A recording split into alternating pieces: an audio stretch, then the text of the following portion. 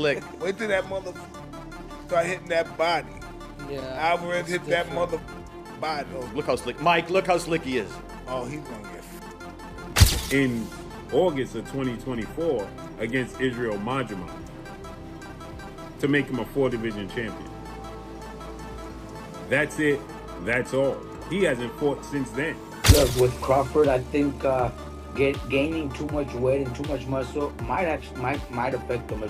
If they're thinking of surviving and being able to take a punch and being able to go around. Mike Tyson delivered a blunt warning to Terence Crawford after appearing alongside Canelo Alvarez at their press conference. Tyson argued that Crawford is simply too small to compete with Canelo, insisting the Mexican superstar leaves him with no realistic chance of winning. He further suggested the matchup is not one fans are clamoring for, his comments adding a sharp edge to the pre-fight debate. That Terence Crawford is simply too small and doesn't have a chance to beat Canelo Alvarez. I am Mike Tyson. He says that this is a fight that nobody calls for. It's just simply too much of a size difference. Shannon Briggs is the believer in styles make fights, skill set, and the skill set of Canelo Alvarez versus the skill set of Terence Crawford favors the skill set of Terence Crawford, not only just to win, but to possibly stop Canelo Alvarez for the first time in his career. Now, Canelo Alvarez is a first ballot Hall of Famer. Terence Crawford is a first ballot Hall of Famer. Terence Crawford is 4-division champion, undefeated, 2-division undisputed champion. Canelo Alvarez is a 4-division champion, 2-time undisputed super middleweight champion, and reigning undisputed super middleweight world champion, with a record of 63 wins, 2 losses, 2 draws, 39 wins by way of knockout. Veteran boxer Gabriel Rosado offered his perspective, doubting Crawford's ability to hurt Canelo. While praising Crawford's technical skills, movement, and accuracy, Rosado emphasized that Canelo has absorbed shots from some of boxing's hardest punchers without faltering. To him, the gap in physical strength and durability is the biggest obstacle Crawford must overcome. I don't see how Crawford could hurt Canelo, because Canelo's been in there with Kovalev. He's been in there with Bivol. You know what I'm saying? He's been in there with big punchers. You know what I'm saying? So it's like, how can a guy that's really a 47-pounder, even though he's up in weight, I don't see how he can hurt Canelo. You know what I'm saying? It just feels complete, because your body is different to absorbing a bigger blow. So, you know what I'm saying? But it's like, when I sparred the guys in the lower weight classes and they hit me, bro, it's like, no disrespect, but it just feels like you're getting hit with a pillow. It's just different. It could be a murderous puncher at 147, but if I'm walking around 185 and I'm a solid guy and I'm used to fighting guys, you know, with a different kind of power, and I spar a guy that's a welterweight, it feels like. Boxing commentator Showbiz the Adult echoed that sentiment, firmly predicting Canelo's victory. He highlighted the size, strength, and stylistic mismatches working against Crawford. While acknowledging Crawford's versatility and high ring IQ, he argued these attributes are unlikely to neutralize Canelo's power and ring control, making the fight heavily skewed in Canelo's favor unless Crawford produces something extraordinary. Spaceman Films. What up, Biz? Who you got? Canelo Crawford. Yeah. Got Canelo. I heard the punches that he hit Charlo with. I don't know if Crawford can absorb those punches. I know he's a great warrior. But you come from 147 to put on a better fight than Charlo. I mean, I don't even know what that means. I don't know if that means that Crawford is so great and he can do that, or that means that Charlo set the bar so damn low that anybody could do better than Charlo did last night. Do skill really pay the bill? Because that would be tested.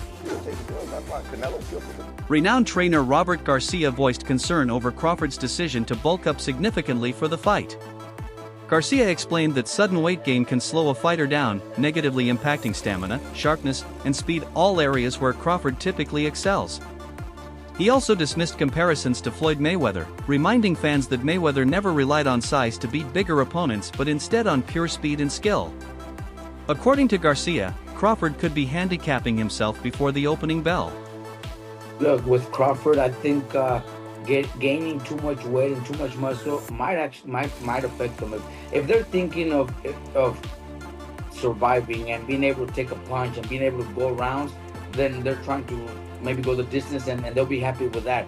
But I think Crawford's natural talent, Mayweather had it. You know, you guys were just mentioning right now that Mayweather never needed to gain weight and never needed to be heavy to be able to beat those bigger guys.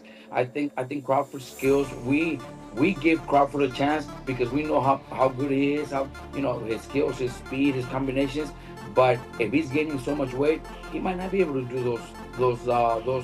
He might not be able to have those same skills when it comes to his speed, his footwork, because of the weight. So we'll see. You know, I just hope he's not just training and getting big to survive and go the distance, because maybe that's a win for him. Maybe he's thinking, if I go the distance with him, that's a big win for me. So, you know, I just hope not. I expect Crawford to actually pull up some runs and maybe even pull up the fight.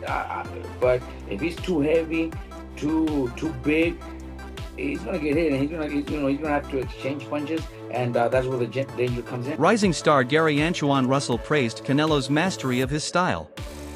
He pointed to Canelo's defensive head movement, precision counters, and devastating bodywork as refined tools honed over years at the elite level. While recognizing Crawford's adaptability, Russell stressed that disrupting a fighter as confident and efficient as Canelo is an almost impossible task. Canelo, he has mastered his style. Now, typically, Latinos, they got their own style versus melanated black people. Having like more rhythm, more flashiness and panache to their stuff, more swag. Yeah. We just fight different than other ethnicities. If you want to throw Amir Khan in there, his ethnicity, he was in and out. Yeah, that's the European kind of style. Textbook, you know, but that was his style. Canelo got his style and he mastered it. Terence Crawford cannot take nothing away from him. He's like freakishly good, you know. He go both sides, southpaw, orthodox, you know. And I feel like he adapt well. But it don't take much to get hit, especially these little 8-ounce gloves. He cannot slip up. He cannot slip up. He gonna have to stay set from bing to bing from round 1 to 12, and he better be in shape. I'm talking about like not 12-round shape. I'm talking about like 16-round shape. Former world champion Chris Algieri offered insight into the challenges of moving up in weight. He explained that added bulk doesn't always translate into power and can often disrupt timing, movement, and endurance. Algieri warned that while Crawford may look the part on fight night, the unfamiliar weight could backfire, especially in the later rounds where stamina becomes critical. So that's another aspect of that comparison. And yes, you know, to exactly what the champ said, exactly what Abel Sanchez said, you know, you're going to put on weight, you're going to be a different fighter. And I can say this even as a fighter as myself, as I've gotten heavier in my retirement, I try and move around the gym, it just feels different. And even when you start camp, you feel different in the beginning than you do at the end. But listen, we're still 4 or 5 weeks away. I don't know exactly what Terence is weighing right now. And even if he does say what he weighs, man, he's gone out there and said he's weighed, you know, all types of crazy numbers just to get people to get media to respond. So it's really not really going to know until the fight and we see these guys next to each other. He might look bigger right now, but he might not be that heavy. He might still be in the range that these guys are targeting for the fight itself. But I will say this, if you look at it historically, Floyd Mayweather, when he fought Canelo Alvarez, Floyd was 36 years old. Canelo was a young man. I think he was 21 or something like that, or 23, under 23, whatever the case may be. Floyd came in how Floyd always comes in. He didn't try to put on weight for that fight. I think he came in 150 pounds, like he always did in his big fights, and even at 36 years old. And it was his speed, it was his technical proficiency, it was his skill, and his jab, which is what gave Canelo fits all night long, and eventually why he lost 11 rounds to 1. So I don't know that Crawford really needs to be packing on this muscle. And I have actually argued in my own head. I'm like, yeah, but he's older. He's not Floyd. Floyd was 36 when they... Another analyst took a firm stance, flatly declaring that Canelo Alvarez will not lose to Crawford. The reasoning, Crawford lacks the power to earn Canelo's respect, and without that, the fight becomes an uphill battle. They argued that Canelo's durability, physical strength, and ability to dictate range would leave Crawford struggling to mount consistent offense. Was on the undefeated field. He said that he sparred Canelo Alvarez, and he hit Canelo Alvarez with his best shot His best shot, there's a power puncher. Yeah, he's smaller than Canelo Alvarez, but let me further explain. Canelo Alvarez didn't feel nothing. Nothing. And some of y'all gonna be like, well, yo, that's Virgil Ortiz, he's smaller. Canelo Alvarez didn't feel nothing with Triple G. Canelo Alvarez didn't feel nothing versus Kovalev. Kovalev killed the man in the ring. Canelo Alvarez didn't feel nothing with Danny Jacobs.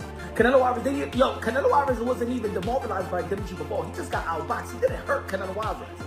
Canelo Alvarez, you see how he say, I am Mike Tyson. Well, Canelo Alvarez has an iron chin. Terence Crawford. And also, put it this way, also, after the fight with Jamel Charlo and Canelo Alvarez, and I spoke to Jamel Charlo. Jamel Charlo basically said that, yo, Canelo Alvarez couldn't feel my punches. I hit Canelo Alvarez with 2 left hook and he didn't even feel nothing. Jamel Charlo was Iron Man Jamel Charlo. The 154-pound undisputed. You know what I'm saying? Yeah, he's not active right now, but we all know he was an undisputed, a knockout artist that got all his belt by knocking out every opponent to become undisputed, ladies and gentlemen. Canelo Alvarez has gotten hit with the most devastating punches in his generation, 175 and 160. Fought the likes of Kirkland that was known for power. Former fighter and commentator Willie D broke the fight down from another angle.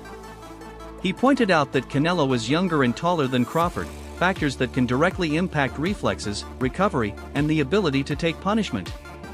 Willie D stressed that age and size are more than numbers, they represent real disadvantages for Crawford in this matchup. Bud is 37. So you give that edge to Canelo, because in boxing, youth is a commodity. Height. Canelo is 5 feet 7.5 inches tall.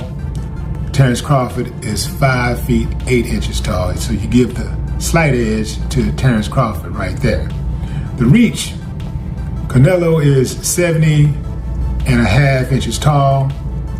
Terence Crawford is 74 inches tall, which gives him an almost 4-inch reach advantage.